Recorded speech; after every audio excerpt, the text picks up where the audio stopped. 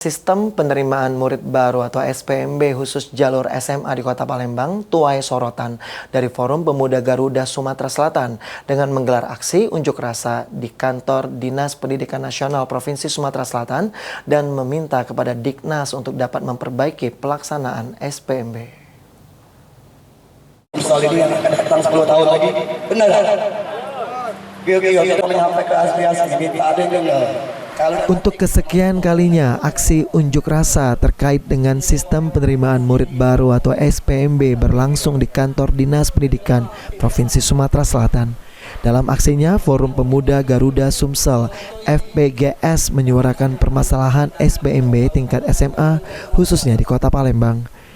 Iqbal Tawakal selaku koordinator aksi mengungkapkan jika mereka menemukan kejanggalan dalam proses SPMB jalur SMA. Hari ini kedatangan kami ke Dinas Pendidikan Provinsi Sumatera Selatan terkait isunya penerimaan mahasiswa baru, khususnya di bidang SMA.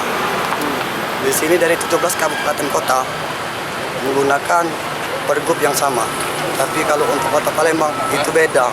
Khususnya Kota Palembang banyak kejanggalan-kejanggalan yang kami temukan. Kejanggalan seperti apa nih, Pak? Khususnya seperti CAT. CAT ini kan tidak seluruh sekolah mempunyai komputer dan juga menggunakan handphone pribadi masing-masing peserta ikut tes. Sekretaris Dinas Pendidikan Provinsi Sumatera Selatan Awaludin mengungkapkan jika pihaknya terus mencoba memperbaiki kualitas pendidikan di Sumsel khususnya SPMB.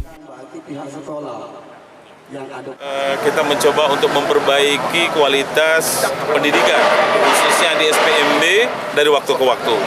Kemudian terkait dengan tindak lanjut pasti akan kami laporkan kepada Bapak Kepala Dinas dan juga kami akan diskusi dengan Kepala Bidang SMA.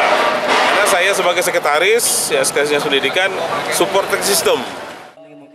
Ditambahkan oleh Awal, sejauh ini belum ada laporan SPMB tingkat SMA ke Dinas Pendidikan Provinsi Sumatera Selatan. Namun yang mereka temukan ada beberapa dan sudah langsung ditanggulangi.